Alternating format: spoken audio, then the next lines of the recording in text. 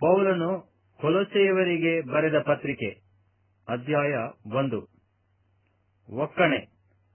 ದೇವರ ಚಿತ್ತಾನುಸಾರವಾಗಿ ಕ್ರಿಸ್ತ ಯೇಸುವಿನ ಅಪೊಸ್ತಲನಾದ ಪೌಲನು, ಸಹೋದರನಾದ ತಿಮೋಥೆಯನು, ಕೊಲೊಸ್ಸೆಯಲ್ಲಿರುವ ದೇವಜನರಿಗೆ, ಅಂದರೆ ಕ್ರಿಸ್ತನಲ್ಲಿರುವ ನಂಬಿಗಸ್ತರಾದ ಸಹೋದರರಿಗೆ ಬರೆಯುವುದೇನೆಂದರೆ, ನಮ್ಮ ತಂದೆಯಾದ ದೇವರಿಂದ ನಿಮಗೆ ಕೃಪೆಯೂ ಶಾಂತಿಯೂ ಆಗಲಿ.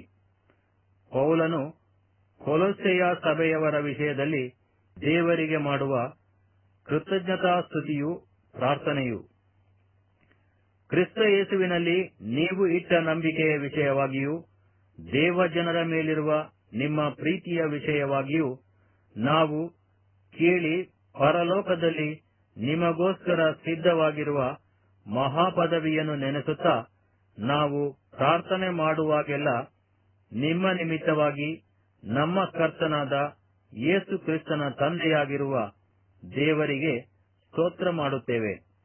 ನೀವು ಆ ಪದವಿಯನ್ನು ಕುರಿತು ನಿಮ್ಮ ಬಳಿಗೆ ಬಂದಿರುವ ಸುವಾರ್ತೆಯ ಸತ್ಯವಾಕ್ಯದಿಂದ ಮೊದಲೇ ಕೇಳಿದಿರಿ.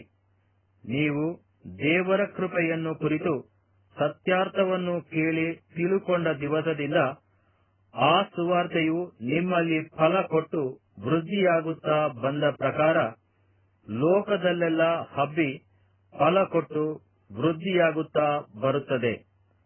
ನಮ್ಮ ಪ್ರಿಯ ಜೊತೆಯ ದಾಸನಾದ ಎಪಫ್ರನಿಂದ ಆ ಸತ್ಯೋಪದೇಶವನ್ನು ಕಲಿತುಕೊಂಡಿರಿ.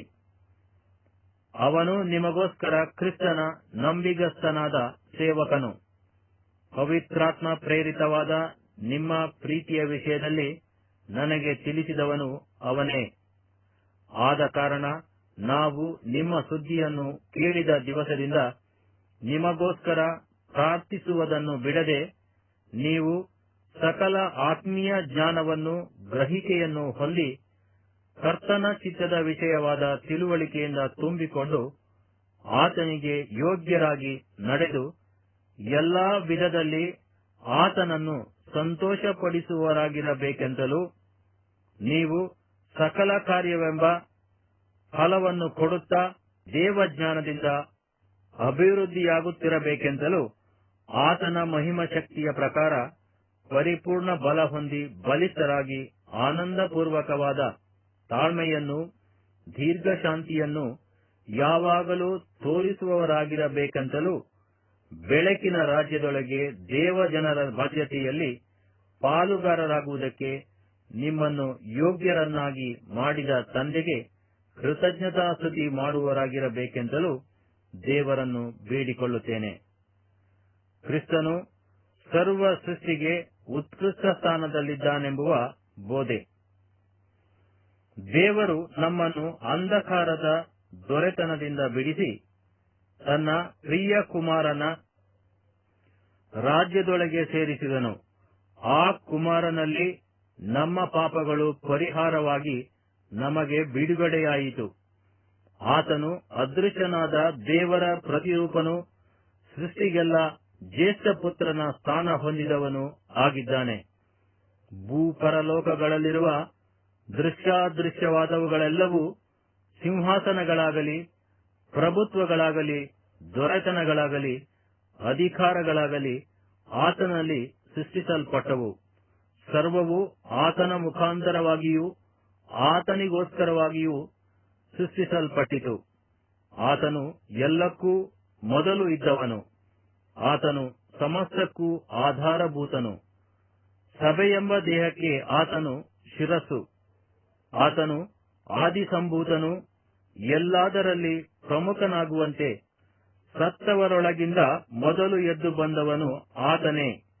ತಂದೆಯಾದ ದೇವರು ಆತನಲ್ಲಿ ತನ್ನ ಸರ್ವ ಸಂಪೂರ್ಣತೆಯು ವಾಸವಾಗಿರಬೇಕೆಂತಲೂ, ಆತನು ಶಿಲುಬೆಯ ಮೇಲೆ ಸುರಿಸಿದ ರಕ್ತದಿಂದ ತಾನು ಸಮಾಧಾನವನ್ನು ಉಂಟುಮಾಡಿ ಭೂಪರಲೋಕಗಳಲ್ಲಿರುವ ಸಮಸ್ತವನ್ನು ಆತನ ಮೂಲಕ ತನಗೆ ಸಂಧಾನಪಡಿಸಿಕೊಳ್ಳಬೇಕೆಂತಲೂ ನಿಷ್ಕರ್ಷೆ ಮಾಡಿದನು.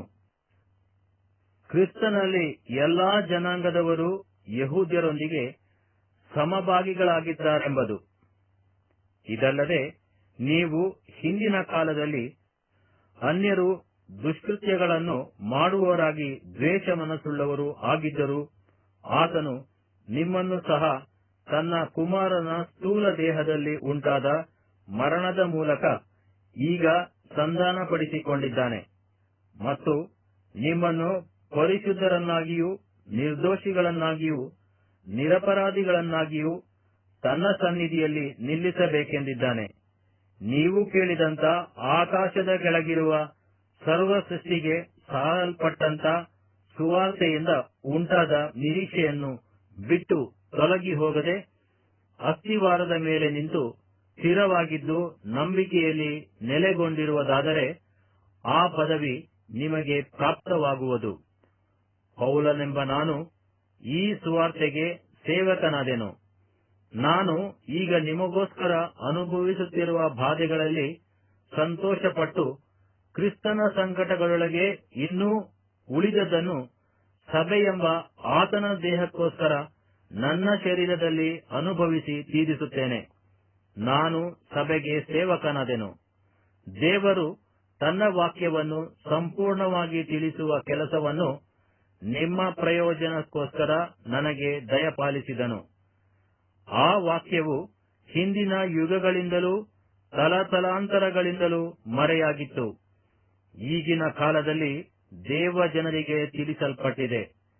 ಅನ್ಯ ಜನಗಳ ವಿಷಯವಾದ ಈ ಮರ್ಮದ ಮಹಿಮಾತಿಶಯವು ಎಷ್ಟೆಂಬುದನ್ನು ದೇವರು ತನ್ನ ಜನರಿಗೆ ತಿಳಿಸಲಿಕ್ಕೆ ಮನಸ್ಸು ಮಾಡಿಕೊಂಡನು.